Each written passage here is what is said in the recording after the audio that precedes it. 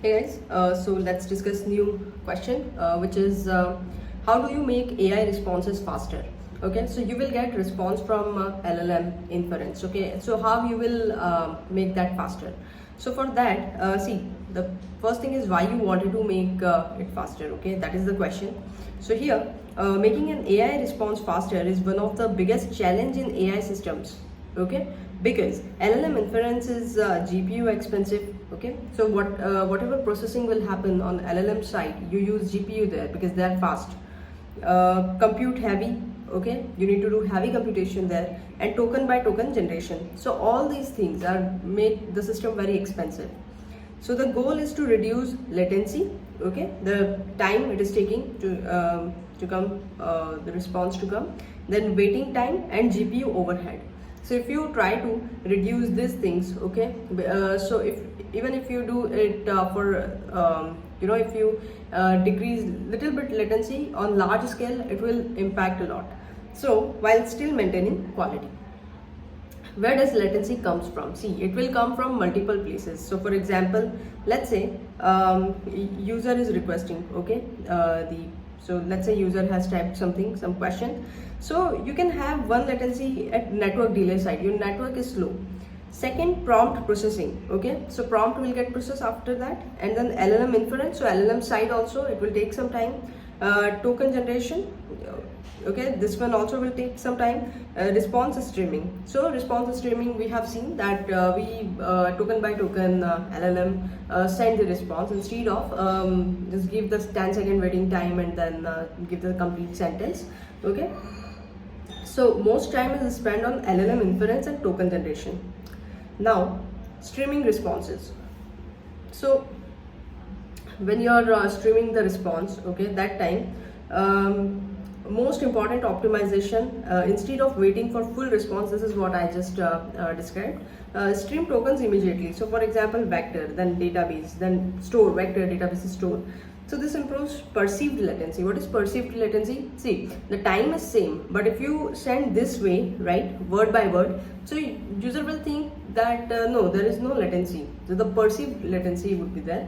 That will get improved. And then user experience. So even if total generation time remains same, use the smaller, faster models. Okay, so here we are seeing that how to make AI response faster.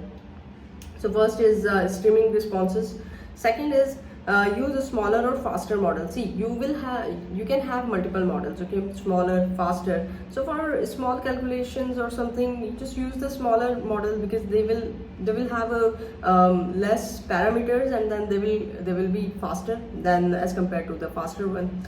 So large models are slower. Like for example, if 70 billion parameter model is there, that will be slower as compared to 7 billion model. Okay, that one will be faster. Use the smaller model for simpler task, and larger model when needed. So this is called model routing. Okay, so just route according to the task type, whether it is complex or smaller, simpler. So now in LLM, B means billions parameter. Okay, or you can say this weights. So 7 billion model. So this one will be 7 billion parameter model, 70 billion parameter model, and 175 billion parameter model. So you will have this kind of models. So what parameters and weights are the learned numbers inside the neural network that store knowledge or pattern learned during the training. Okay, this we have already discussed what is the weight in the neural network transformer. Now generally more parameters means a smaller or more capable model, you can say, but also more GPU memory, slower inference, and higher cost. Okay, if the model have the more parameters, but here is the drawbacks that definitely they will consume more GPU memory, then slower inference also would be there, and then higher cost. Example, Meta Llama 3 70 billion parameter, okay, or DeepSeek model also use size of 7 billion, 67 billion etc. So now for example, simple FAQ, so just go with the smaller model, and for complex coding just go with the larger model. Okay, now next is quantization. So what is quantization? Quantization means reducing the precision or the size of the model weight, okay, to make LLM inference faster and cheaper. So for example, if you have a floating point number 32, So just reduce it to floating point 16 or 8 or 4 bit. Okay, so FP32 means 32 bit floating point numbers, and similarly other, and the 4 bit will be very compressed weight. Now benefits, what will be the benefit for this? Less GPU memory, faster inference and lower cost. Fourth one is batching. So process multiple requests together on GPU. Okay, so this one will make response faster.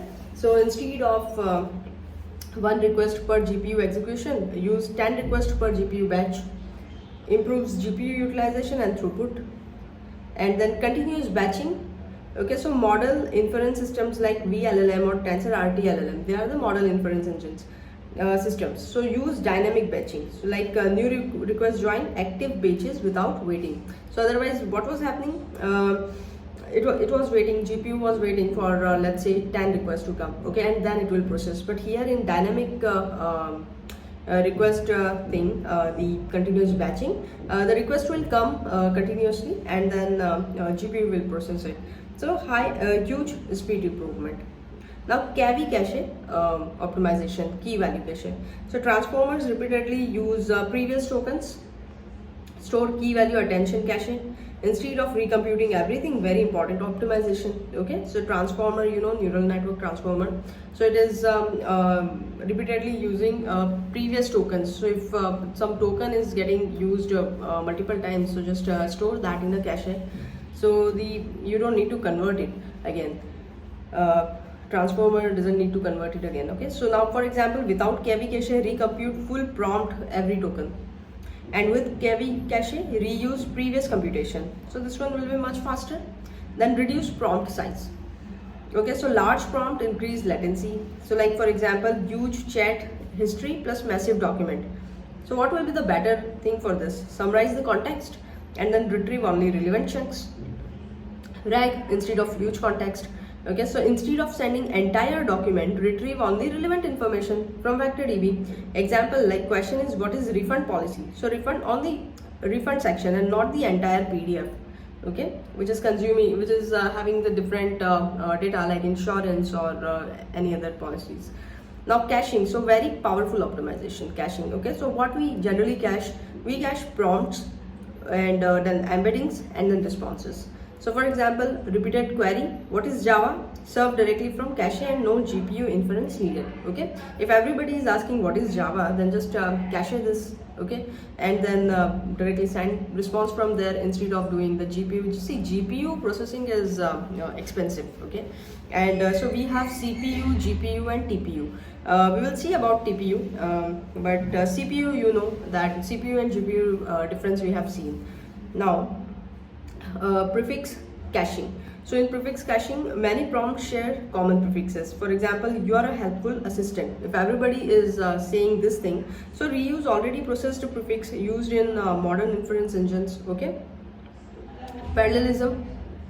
So distribute work across GPUs. Okay, distribute work across GPU, which is called the parallelism. Types, these are techniques to distribute large AI LLM models across multiple GPUs. So now first one is tensor parallelism. Okay, so parallelism, the first one is tensor parallelism. Split a single neural network layer across multiple GPUs. So one layer you are distributing it to multiple GPUs. For example, half matrix calculation is happening on GPU 1 and then other half in GPU 2. So both GPU work together and on the same layer simultaneously used when one layer is too large for one GPU memory, and common in very large LLM inference or training system. And then second is pipeline parallelism. So here split different layer of the model across GPU. Now different layer will split into the different GPUs. So for example, layer 1 to 10 will go to GPU 1, then 11 to 20 will go to GPU 2 and so on. So data flows like first input will go to GPU 1, then GPU 2, then GPU 3. So in the pipeline, what will be the benefits? Fits huge models and better memory distributions. So problem, pipeline bubble, like some GPU will idle for some time, right? So like input is going from here from GPU to GPU 1, then he has processed it, then GPU 2. So for some time GPU might be on idle state. Data parallelism. So third one is data parallelism. So So each GPU has a full copy of a model, but process different batches of data. So for example, GPU 1 will process batch 1, then batch B, and then batch C. Okay, but it has the full model, copy of a model. So after computation, gradients are synchronized across GPUs. Okay, they will synchronized at the end. Most common distributed training method and helps large models run faster. Now the 12th method to make AI response faster is speculative decoding. So what is that? Advanced optimization. Small model predicts token ahead and larger model verifies the prediction. Okay, both will work. Can signifies reduced latency. 13th one is async processing. So use avoid blocking operations. Okay, use async API, non-blocking input-output reactive frameworks. Important for high concurrency. Then 14th one is GPU autoscaling. So scale workers dynamically. For example, if traffic is spikes, so add more GPU ports. Okay, then optimized inference engine. So use optimized serving systems like VLLM, TensorRT, LLM, Triton, ONNX runtime, and instead of raw model execution. Now, if you see the high-level fast inference architecture, so what it will have, first user request will go to load balancer, then from there it will go to inference router. Okay, smaller, slower model or faster model. Then from here it will go to batching engine. Okay, batches will create and GPU workers will work the batches. Okay, after that is streaming response. So token by token. Now example end-to-end optimization, if you see, so first user query will go and check the cache. If it is there, then that is fine, otherwise it will go to RAG retrieval. After that it will optimize the prompt. Okay, just the relevant chunks it will send there, and then batch to GPU inference. Okay, GPU will work on the batch request, and then streaming tokens. Now important metrics. So here a few things are there, like metrics TTFT. What is TTFT? Time to first token. First token will go. TPS is tokens per second. Latency, full response time. GPU utilization, efficiency, and queue time means waiting delay time.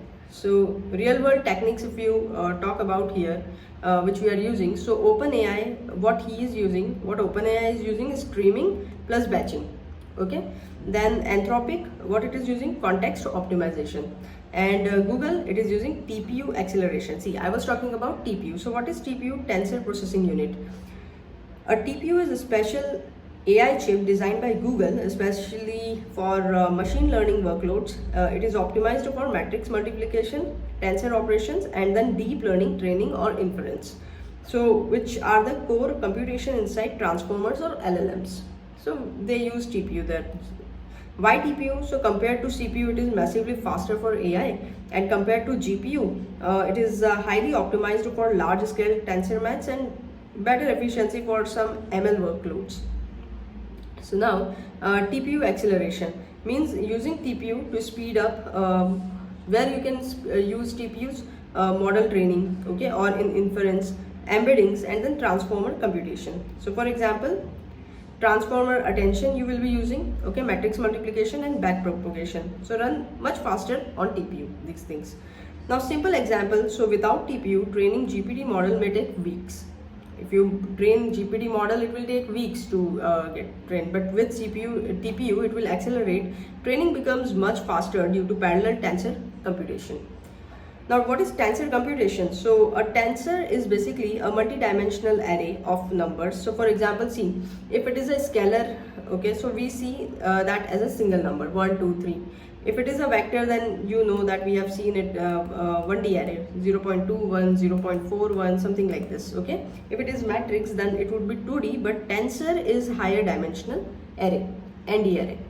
Now common usage, so used heavily in Google Gemini, large scale deep learning, and then research training cluster. Okay, popular platform which is using TPU is Google Cloud TPU, JAX, and TensorFlow. Now here is the difference, CPU versus GPU versus TPU. So CPU is for general computing we use, okay, it is best for general computing. GPU is best for parallel graphics plus AI, and TPU is best for specialized tensor or AI computation. Okay, so now what challenges they will face? If it is a slow generation, so just go with the streaming. Okay, token by token stream the response. If it is a larger model, then use quantization. Okay, just reduce the precision, 32-bit to 16, 16 to 8, 8 to 4-bit. Now what is GPU bottleneck? It is the batching. You will use the batching. Okay, if there is a GPU bottleneck, means it is taking much time, just in a batch do the processing, so that GPU will not be idle. And long prompts, so just go with the RAG. Okay, that will be the solution. High traffic, so go with the auto scaling. So that's it. Thank you.